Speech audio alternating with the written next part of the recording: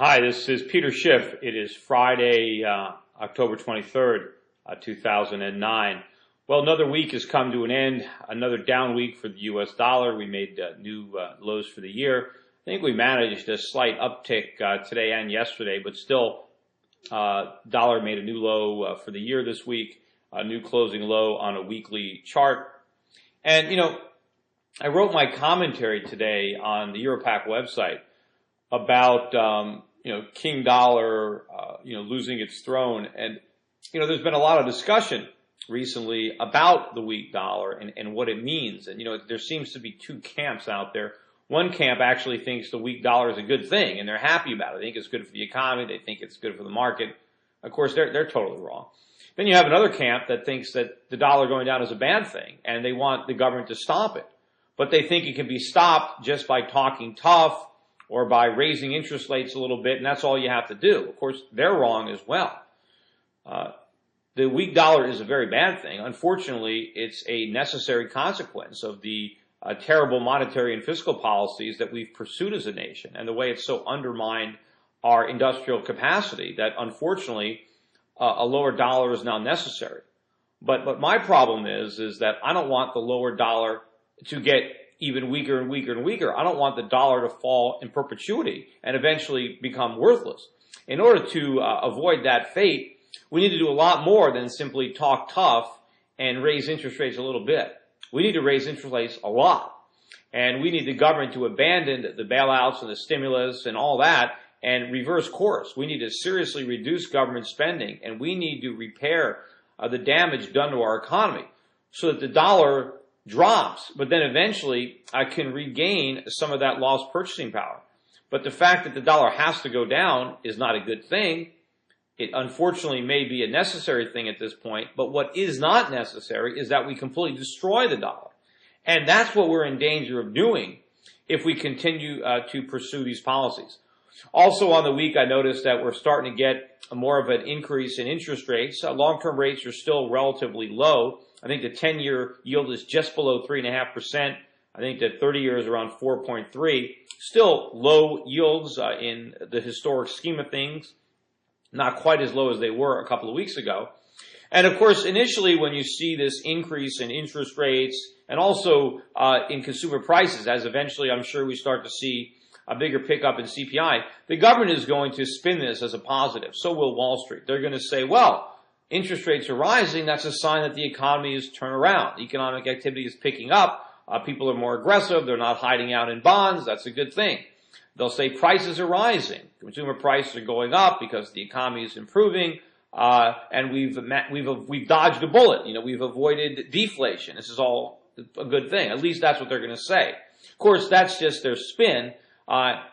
Rising prices are not a good thing. Rising interest rates are not going to be a good thing. They're going to be a result of inflation, not economic growth. And at some point, we're going to get too much of a good thing, and the government is not going to be able to rationalize it, nor will Wall Street be able to convince people that these are positive signs when, in fact, they are negative signs. Also, another economic data point that came out today was with home sales. We saw a rather substantial pickup in home sales. And I think this gain, and even the media will acknowledge that this gain is largely attributable or almost entirely attributable to the tax credit for first-time home buyers, which is defined as somebody who hasn't bought a home in the past 3 years, I believe. But that $8,000 tax credit is about to expire unless Congress extends it. And so people are trying to rush and make their purchases before the credit expires. And so that's why we had this jump in purchases.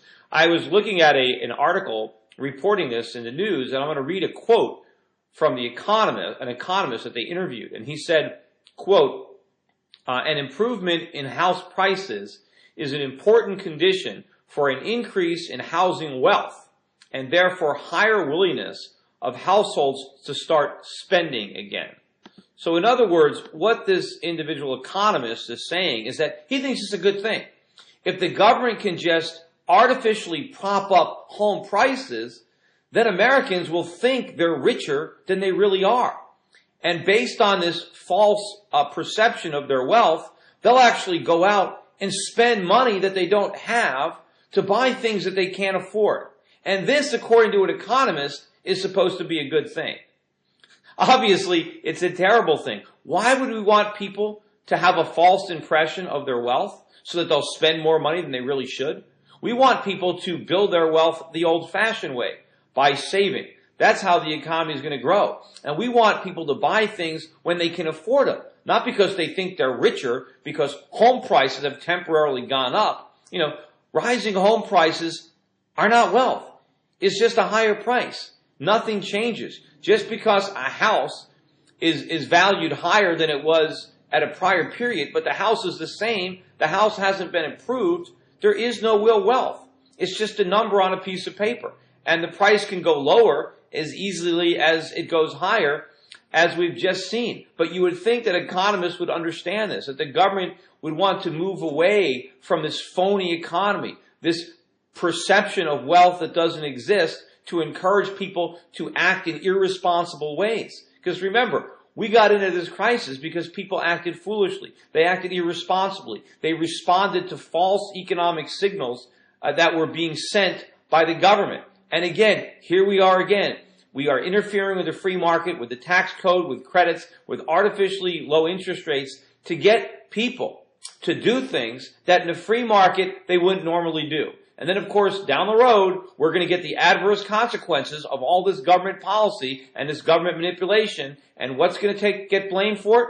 Not the government. It's going to be the free market. It's going to be capitalism. And the solution, well, more regulation, more stimulus, more bailouts, bigger problems. Anyway, that's it. Have a great weekend, everybody. I'll be back again soon.